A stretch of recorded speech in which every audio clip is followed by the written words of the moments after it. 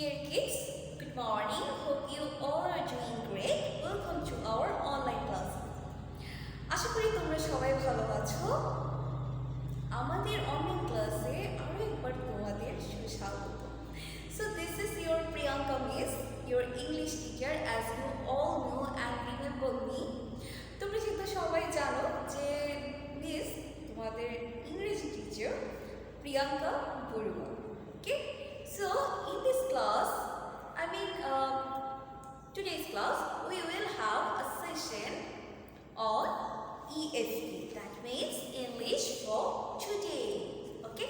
আজকে আমরা আমাদের ক্লাসে English for Today নিয়ে আলোচনা করব। Can you see the picture of your book? Can you see its face? Yes. Can you remember this book? Yeah, it's your textbook. এটা তোমাদের textbook, অর্থাৎ এটা তোমাদের পাঠ্য বই, বাংলায় যেটাকে বলে। So before going to the class, I would like to say something. এই ক্লাসটি শুরু করার আগে মিস তোমাদের কিছু কথা বলে রাখতে চাই। As it is our English class, যেহেতু এটা আমাদের ইংরেজি class, so we will try to speak in English. তাই আমরা চেষ্টা করব আমরা যেন একটু একটু ইংরেজি বলি, কারণ আমরা একটু একটু ইংরেজি বলা প্র্যাকটিস করতে করতেই কিন্তু একদিন খুব সুন্দর ইংরেজি বলে ফেলতে পারবো। ঠিক আমাদের বাংলা ভাষার মতো, ঠিক চাকমা ভাষার মতো, যেটা আমরা বাসায় বলি মা বাবার সাথে, তাই না? So unit 1 already been done, so now it's time for unit 2. এখন আমাদের সময় হলো ইউনিট 2 নিয়ে কথা বলার। So please have your book with you. তোমরা তোমাদের সাথে বইটি নিয়ে বসো। Have your book with you, অর্থাৎ তোমার সাথে তোমার বইটি নাও। Okay, so today we are going to discuss unit 2. We are going to discuss unit 2.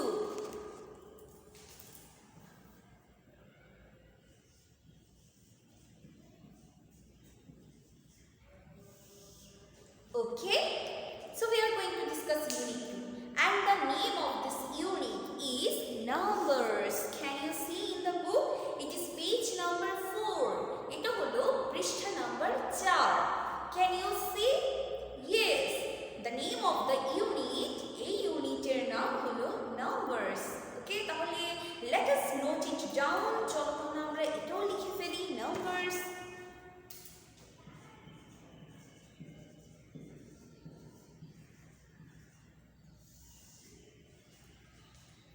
So in this unit we will learn how to count. Okay, এই ইউনিটে আমরা দেখব বা আমরা শিখব কিভাবে গণনা করতে হয়, অর্থাৎ কাউন্ট করতে হয়।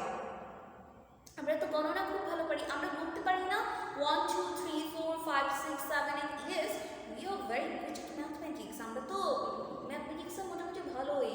আর তোমরা ক্লাস 2 এর স্টুডেন্ট, আমি যতটুকু জানি তোমরা তো ম্যাথমেটিক্সে সত্যিই সবাই খুব ভালো। তোমরা ইংরেজিতেও ভালো, ম্যাথমেটিক্সেও ভালো।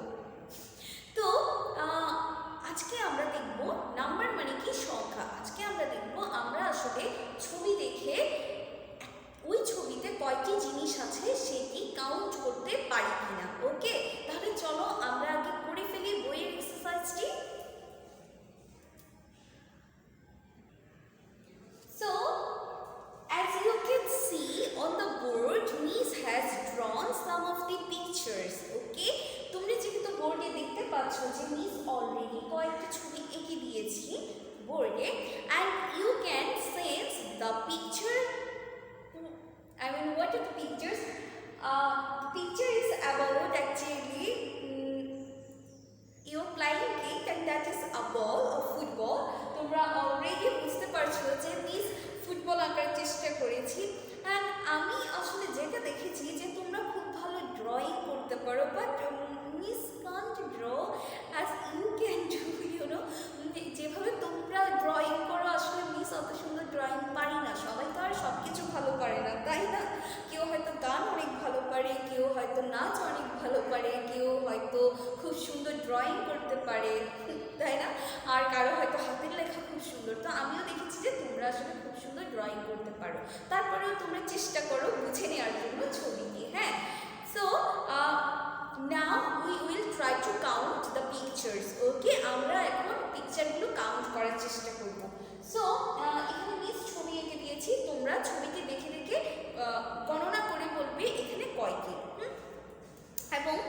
ছবির পাশে তোমরা সেই নাম্বারটি লিখে দেবে। যদি একটা বল দেখতে পাও তাহলে তোমরা লিখবে 1, or if you see 2 balls then you will mention the number 2. If you see 3 balls then you will mention the number 3. Okay, let us start. How many ball is there? এখানে কয়টি বল আছে? 1, অর্থাৎ একটি বল, তাহলে আমি লিখব 1। আর তোমরা যদি চাও তাহলে তোমরা 1 কে বানান করেও লিখতে পারো, O N E, 1, O N E। তাহলে দেখো, in the next picture how many balls are there? There are 2 balls, 1, 2, তাহলে আমরা লিখব 2। ওকে, প্রথমে at first we will mention the number. Okay, প্রথমে আমরা নাম্বারটাকে মেনশন করব, then we will write in words, তারপর আমরা ওটিকে বানান করে লিখব।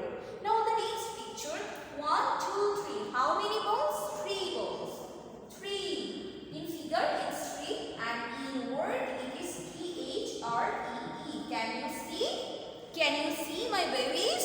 Yes. Now 1 2 3 4, here 4, FOUR, 4. Okay, so আমরা তো এইভাবে কাউন্ট করে ফেলতে পারবো, তাই না? 1 2 3 4। তাহলে চলো এখন আমাদের যা আছে অন দ্য নেক্সট পেজ, তাহলে চলো আমরা দেখে নিই ইউনিট 2 এর নেক্সট পেজে আমাদের জন্য কি আছে। Okay, so please go to the next page. So on the next page, here the title of this unit is alphabet. Okay, দেখো পেজ নাম্বার 5 এ চলে যাও, ওই একই ইউনিটের ওইখানে দেখতে পাবে তখন আমাদের ইউনিটের নাম ছিল নাম্বার না, এখন এই পেজের উপরে আছে অ্যালফাবেট। অর্থাৎ এখানে অ্যালফাবেট মানে তো আমরা জানি ইংরেজি যে বর্ণগুলো আছে, যেমন A B C D E F, তো এখানে কিছু বর্ণ দিয়ে দেওয়া আছে, অর্থাৎ কিছু লেটার আছে, যেমন F G H I and J। হ্যাঁ, with every letter some of the words are given, অর্থাৎ লেটার দিয়ে, যেমন F for farmer, F দিয়ে ফার্মার হয়, তো এইভাবে G দিয়ে গার্ল, H দিয়ে হাত, I দিয়ে ইগলু, আর J দিয়ে জি। তো এইভাবে F থেকে J অবধি কয়েকটি, F থেকে J অবধি এই বর্ণগুলো দিয়ে বা এই লেটারগুলো দিয়ে কয়েকটি নতুন নতুন শব্দ দিয়ে দেওয়া হয়েছে। তাহলে চলো আমরা দেখে ফেলি যে এই শব্দগুলোর অর্থ কি হতে পারে। Okay, so please look at the pictures. So আমরা এখানে দেখতে পাচ্ছি আমাদের জন্য বেশ কিছু ওয়ার্ড দিয়ে দেওয়া হয়েছে। So let us try to learn the meaning of this words. তাহলে চলো আমরা এই শব্দগুলোর বাংলা এবং ইংরেজি দুটো অর্থই দেখে নিই। ওকে, সো ফার্মার, ফার্মার মানে কি? ছবিতে কি দেখতে পাচ্ছ? ফার্মার কার নিচে আছে? দেখা যাচ্ছে একজন মানুষ একটি কুড়াল নিয়ে যাচ্ছে, তার মানে উনি কৃষক। ওকে, তাহলে আমরা এখানে বাংলা মিনিংটা ব্র্যাকেটে লিখব কৃষক। কেমন? তো এটার ইংরেজি আরেকটা ওয়ার্ড বলি, ফার্মারের অর্থ ইংরেজিতে কি হতে পারে? গ্রোয়ার। দেখি তো, GROWER। গ্রোয়ার মানে কি জানো? গ্রো মানে হচ্ছে জন্মানো, আর গ্রোয়ার মানে কি? যারা জন্মায়, অর্থাৎ যারা উৎপাদন করে। তো ফার্মার মানে কৃষকরা কি আমাদের জন্য শস্য উৎপাদন করেন না, শস্য জন্মান না? হ্যাঁ, এই জন্য তাদেরকে ইংরেজিতে আরেকটা ভাষা মানে আরেকটা শব্দে বলে গ্রোয়ার অথবা পিজেন্ট অথবা টেন্ডার। তোমরা টেন্ডারও লিখতে পারো, কেমন? TENGER, tender. টেন্ট মানে কি? টেন্ট মানে হলো পরিচর্যা করা, আর টেন্ডার মানে কি? যিনি পরিচর্যা করেন। তো ফার্মাররা তো শস্যগুলো পরিচর্যা করেন বলেই তো আমরা এত ভালো ফসল পাই, তাই না? হ্যাঁ, তাহলে আমরা চলো দ্বিতীয় ওয়ার্ডে চলে যাই। আমাদের জন্য number 2 is girl, GIRL, girl. Girl মানে কি? গার্ল মানে হলো মেয়ে, তাই না? আমরা তো সবাই জানি বয় মানে ছেলে আর গার্ল মানে মেয়ে।